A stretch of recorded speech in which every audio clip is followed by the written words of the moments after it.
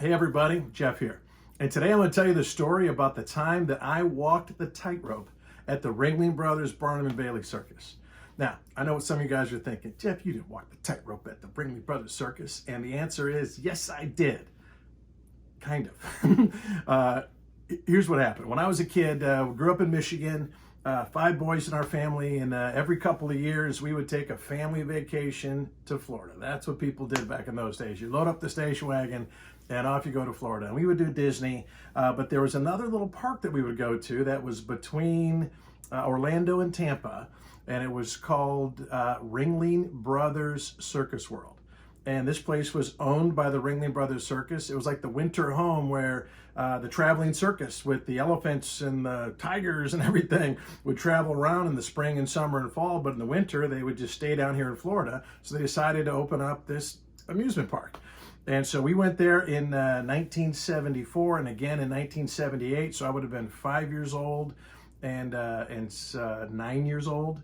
And it was a really cool place that you could see little shows where they were training the tigers, or you could ride the elephant. And I know that that's not politically correct anymore for elephants to be used for people to ride. I don't think places do that anymore, but back then we did ride the elephants. And but by the way, this is also the site of a couple rare coaster credits for me. Those of you who are roller coaster enthusiasts, they had 2 kind of rare coasters that we rode. The first one was an Aero steel launched coaster called Double O. And what made it really rare is the first few seasons it was in operation, they had an elevator that would lift riders up to the platform to get on the coaster. And that was really finicky and was down a lot. And so they took that out. And it's the only, I think it was the first Aero launch shuttle coaster and the only one to ever have an elevator. So there you go. I bet you most of you don't have the Double O credit, although it was kind of moved around and called other things, so maybe you did. They also had a wooden coaster that was called Roaring Tiger. And it's since, I think it's still in operations, but it got moved to Arkansas. And it's now called the Arkansas Twister.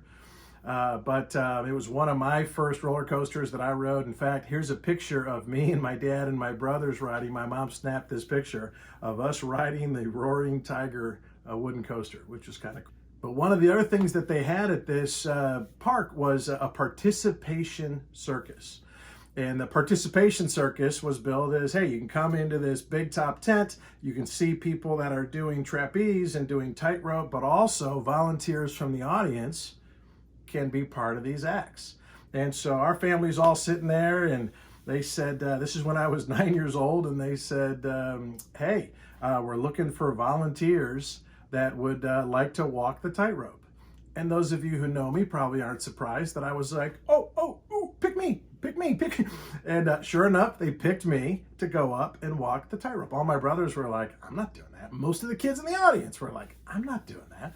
So I go up there, had my Mackenzie elementary bulldog shirt on, had my goofy little shoes that my parents had us wearing back in those days, and got up there. And so they had 2 tight ropes. They had one to walk on, and they had one above it with like a little rope and a pulley that you would, hold on to as you walked across. And so it really wasn't that great of an accomplishment, but it's an experience. I walked the tightrope at the Ringling Brothers Circus. And when I got all done, everybody cheered. I went back down and sat in my seat, and everybody was coming up after, man, that was awesome. You did a good job.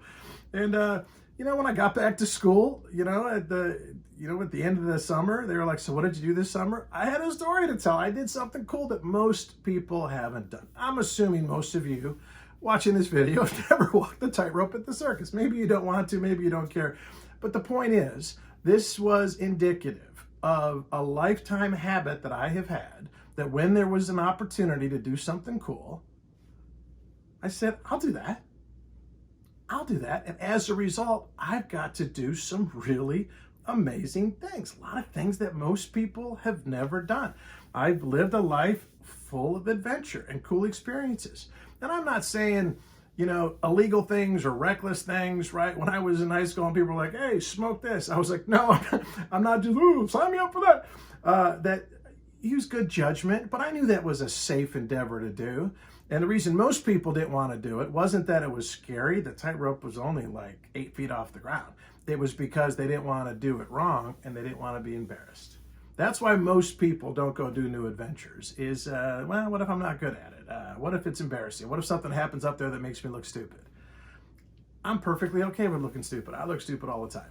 And so the point of this story and my advice to you is that you become a person, if you're not, who is willing to jump in and try. I've always been that kind of person. I always would rather be in the show than in the stands, in the game, in the fight. I didn't want to be a spectator in the game of life. And so when you get an opportunity to try something new that you've never tried, man, give it a try. Someone asks you to go bungee jumping. Go bungee jumping. I did that. It's awesome. People, whatever someone is asking you to stretch yourself out of your comfort zone, I recommend that you try it.